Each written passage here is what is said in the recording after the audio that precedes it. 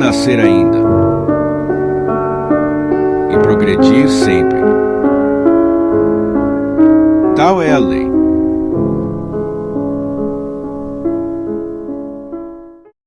Fechemos nossos olhos. Desligar o celular, tá? Esqueci desse detalhe. Fechemos nossos olhos. Pensemos em Jesus e toda essa cúpula espiritual desta casa, para que ela nos abençoe, nos forneçam energias, que nós possamos sair daqui muito melhores do que chegamos. Então, com Pai Nosso, nós damos o começo dessa noite de hoje. Pai nosso que estás nos céus, santificado seja o vosso santo nome.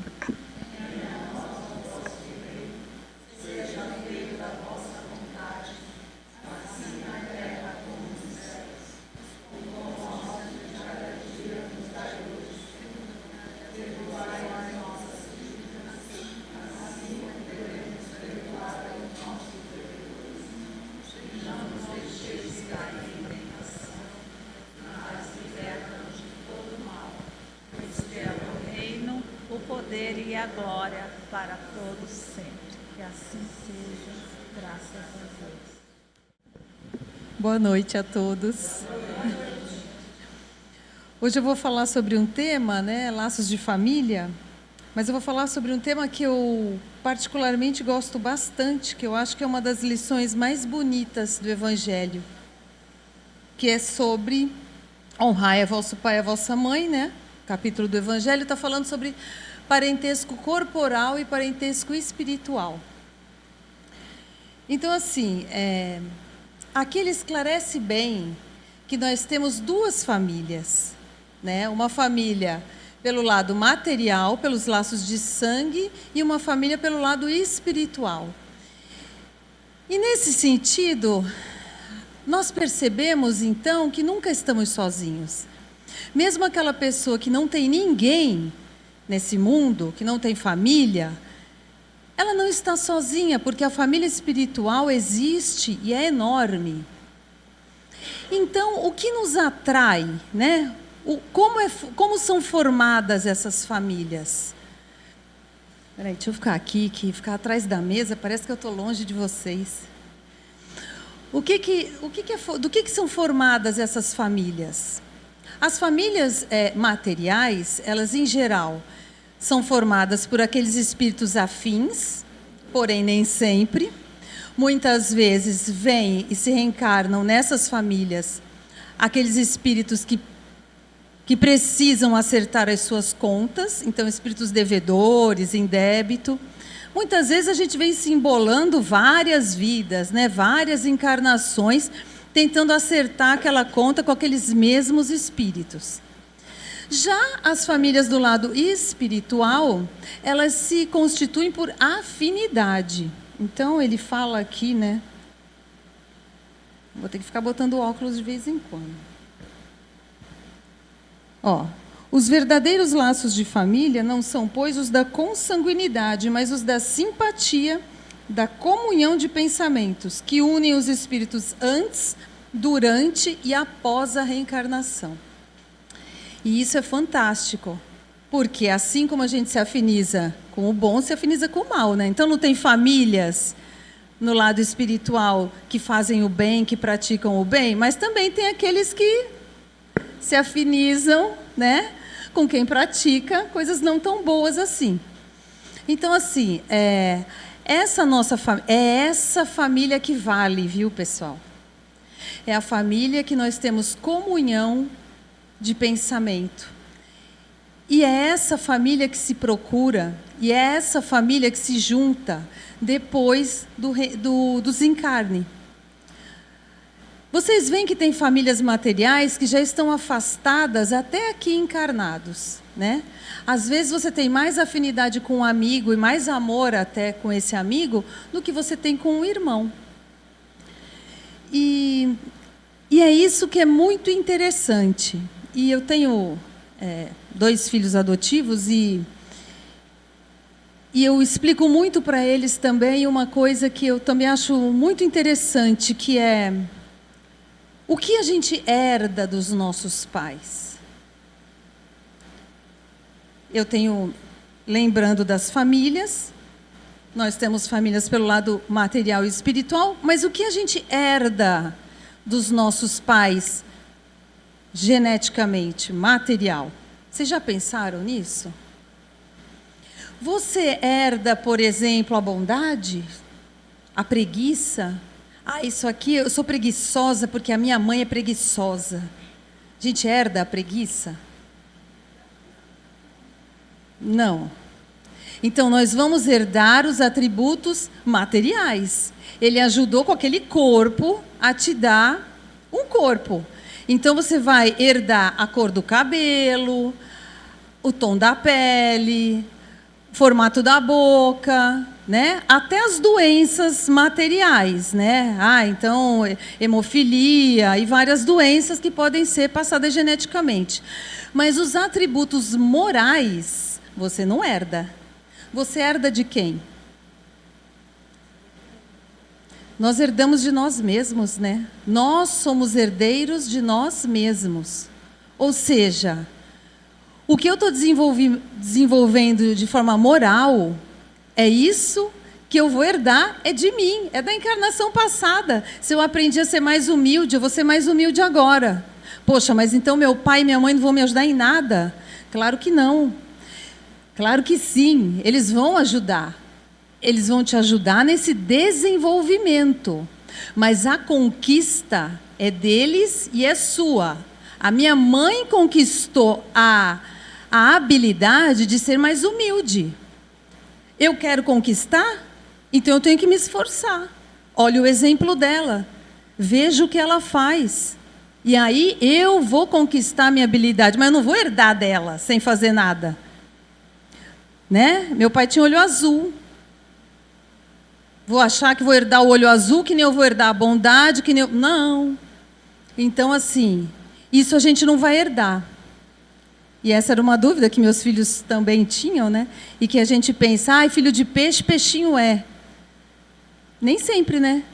Ele pode ter, ser um espírito afim e ter desenvolvido aquela habilidade de ver. Porque o que é que nós podemos deixar para os nossos filhos de melhor? Falando em laços de família, né? O nosso exemplo.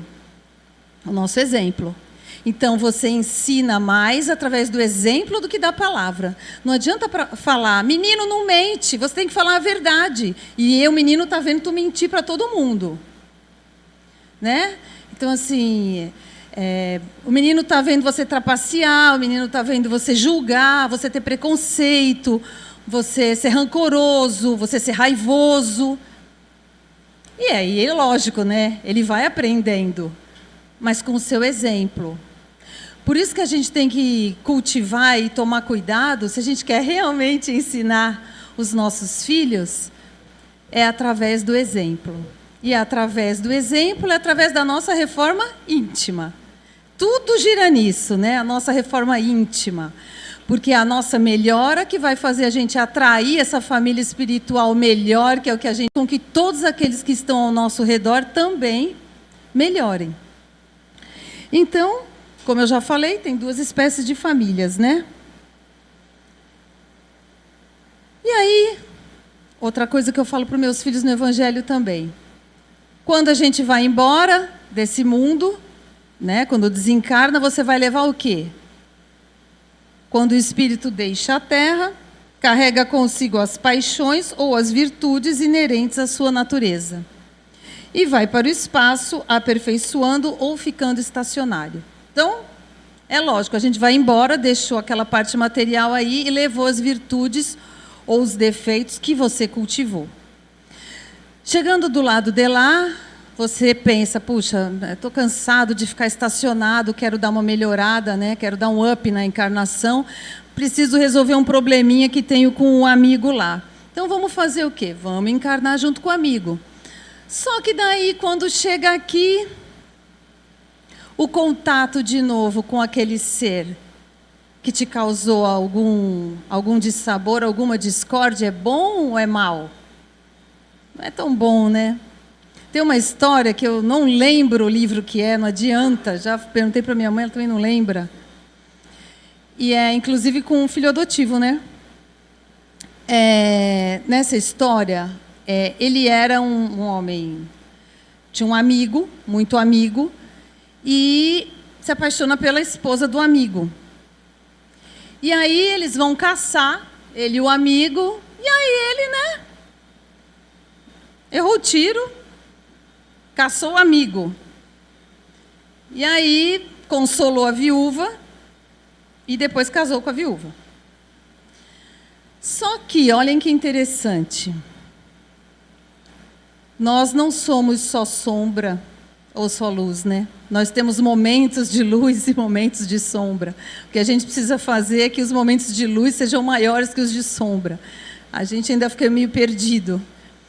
Mas este homem, apesar de ter feito isso, tão horroroso, né? Ele era um fazendeiro, e a esposa também era fazendeiro, e ele tinha muitos colonos naquela fazenda. Ele era responsável por muitas famílias. E para essas famílias ele era muito bondoso. Muito bondoso, cuidava daquelas crianças, dos colonos que trabalhavam para ele, cuidava das crianças, dava escola, ajudava. Então, ele era muito querido por todo aquele pessoal. E por isso que falam que, o pecado, a caridade cobre uma multidão, né, de pecado. Então, assim, a gente não precisa pagar o que a gente deve só com sofrimento. A gente pode pagar fazendo a caridade. A gente pode pagar com a bondade, né? Então, ele era bom, aí ele ganhou um crédito. E aí, o que os amigos espirituais pensaram? Vamos fazer o seguinte, pegaram aquele colega que ele precisava se acertar, que ele caçou, né?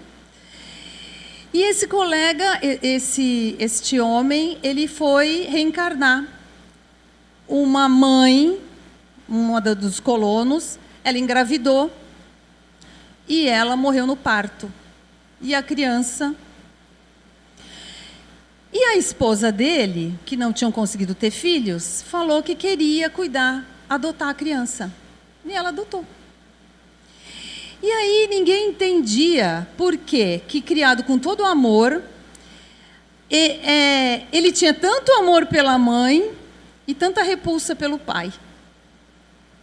Então, só o Espiritismo ajuda a entender certas repulsas que a gente não entende, olhando somente esta encarnação. Porque é lógico, né? Eles tinham que se acertar e não tem nenhum lugar melhor para se acertar do que a família, né? Do que vir como pai e mãe, porque você pode não se modificar por ninguém, mas por um filho você modifica, né?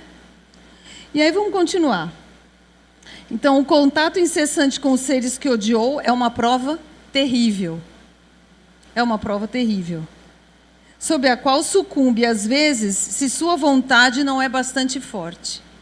Porque saibam que se vocês estão nessa situação, é porque vocês têm a capacidade de dar conta e de se acertar.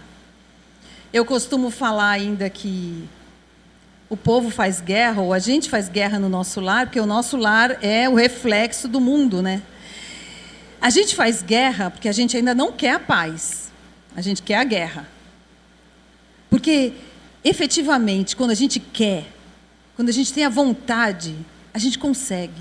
E eu falo para os meus filhos, se você não conseguiu ainda, é porque sua vontade foi pouca. Eu não consigo. Então, leia, eu não quero.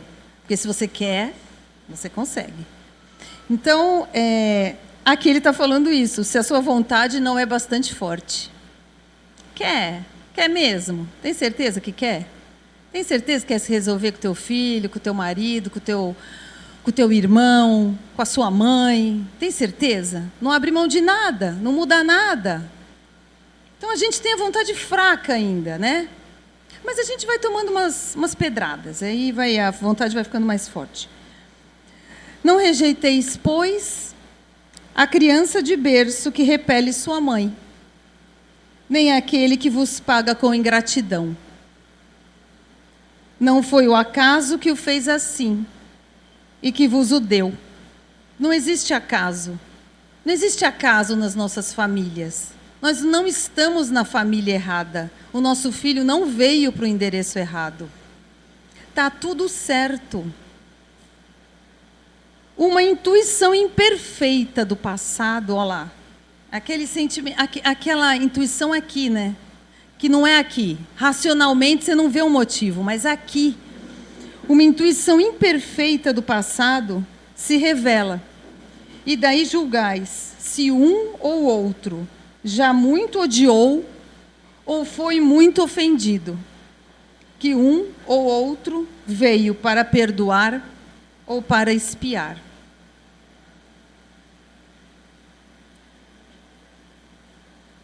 Então, toda mãe sabe o filho que tem. Toda mãe sabe as qualidades do seu filho desde pequeno. E quem tem mais de um filho sabe que são diferentes. O que aperta, o que incomoda um não incomoda o outro, as habilidades de cada um, né? Então, e você não veio como mãe ou como pai por acaso, e aquela criatura veio como filho. Se você está no papel de mãe ou de pai, é porque cabe a você ajudá-lo. Senão vinha diferente, ele vinha ser o pai e sua mãe. Se você veio como mãe, é porque cabe a você ajudá-lo. Não sei a dívida que você tem, mas é a você que cabe. Então, cabe a nós, como mães ou pais, percebermos a dificuldade que os nossos filhos apresentam e tentar ajudá-los. Porém, quando se fez tudo o que podia, você também não deve se culpar, né? Porque os pais ficam naquela... A gente tem que aprender a respeitar o livre-arbítrio e a vontade do outro. Quantos pais têm que vão para o fundo do poço com os filhos para tentar ajudar? Mas chegou uma hora que você já deu o seu exemplo. Você já deu tudo que você podia. E aí tem que respeitar a escolha dele. É escolha. Ele é o seu filho, mas ele é um espírito. Na verdade, todos somos adotivos. Porque o nosso pai é único. A minha mãe é aquela, agora. Eu não sei quantas mães eu já tive. Até o Cristo falou isso, não é? Quem é meu pai e quem é minha mãe? Quem são meus irmãos? Meu pai não, que ele falou, o pai ele sabia. Quem é minha mãe e quem são meus irmãos? Todo aquele que fizer a vontade do meu Pai, que está nos céus, é minha mãe e meus irmãos. E ele estava falando da família espiritual, da afinidade de pensamento, de ideais, de sentimentos. Essa é a nossa família. Então, no momento, essa é minha mãe, esse é o meu pai, mas, na verdade, somos todos irmãos, filhos de um pai só, então somos todos adotivos momentaneamente. E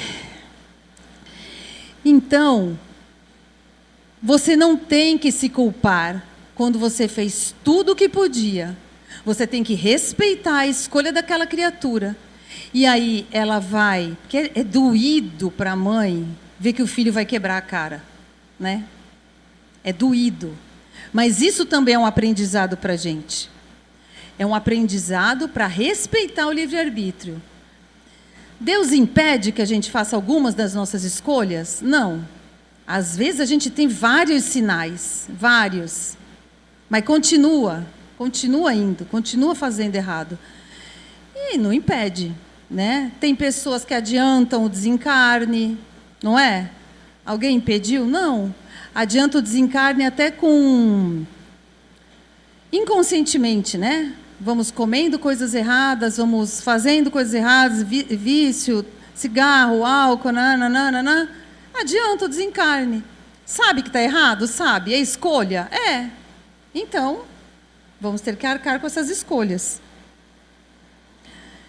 Então, Deus permite que esses espíritos menos avançados, às vezes, encarnem numa família, para ver se o exemplo de toda aquela família faça crescer aquele espírito. É a ovelha negra, né? E é bom para esse espírito, quando ele aproveita essa oportunidade, cresce, e para os outros também, para testar a sua bondade e realmente a sua fé. Então, assim, quando os pais fizeram tudo o que deviam para o adiantamento moral de seus filhos, se não se saem bem, não tem censuras a se fazer. E sua consciência pode estar tranquila, mas ao desgosto muito natural que experimentam do insucesso dos seus esforços, Deus reserva uma grande, uma imensa consolação, pela certeza de que não é senão um atraso e que lhe será dado acabar em outra existência a obra começada nessa. Temos várias vidas, vamos ter várias chances, quem sabe, numa outra oportunidade, essa criança vem mais suscetível aos nossos exemplos, com o coração mais sensível para evoluir, né? Mas assim, o nosso crescimento começa nos nossos lares. E eu vou ler para vocês aqui uma psicografia de um espírito protetor lá da minha casa, e que ele reflete muito bem tudo isso que eu falei, só para finalizar. Está falando assim: a família é o ninho de amor, aonde os resgates do passado são curados, através do esforço mútuo em auxiliar aqueles que aprendemos a amar. E aqui eu vou fazer um parênteses. Aprender a amar. A gente não sabe amar, a gente está aprendendo. A família é um aprendizado. Então, estamos aprendendo a amar. Não vem fácil o amor, né? Não sai amando. Então, vou repetir. Aonde os resgates do passado são curados, através do esforço mútuo em auxiliar aqueles que aprendemos a amar, a perdoar, a entender suas dificuldades e até ajudá-los. Olha como é difícil. A gente tem que aprender a amar, perdoar, entender as suas dificuldades e ajudá-los. Percebam que nada está errado. Essa é a lei. Atraímos exatamente o que precisamos e conquistamos através de nossas atitudes de outrora. Portanto, cabe a cada um o resgate e aprendizado necessário para o seu desenvolvimento intelectual, espiritual e emocional. Perseverem o bom pensamento e a fé, que se agora como pais seus esforços não foram retribuídos, tudo vem no momento oportuno, mas essa é a lei. Auxiliar sempre, independente do resultado. Entendendo que o exemplo de moral e honestidade é o nosso maior legado. Qual é a mãe que não ajuda sem saber que não vai ter nada em troca, né? Mãe ajuda. Filhos, respeitem os pais que os receberam nessa existência. Pais, perdoem, amem e instruam vossos filhos, exemplificando as lições do Cristo de caridade e amor. Somente assim aprenderemos a evoluir, já que tudo começa em nossos lares. Jesus ampare a todos nós. Belarmino. Uma boa noite a vocês.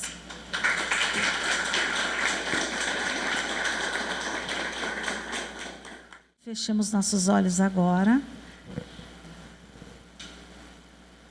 E com oração da Ave Maria, nós encerramos essa parte da noite de hoje.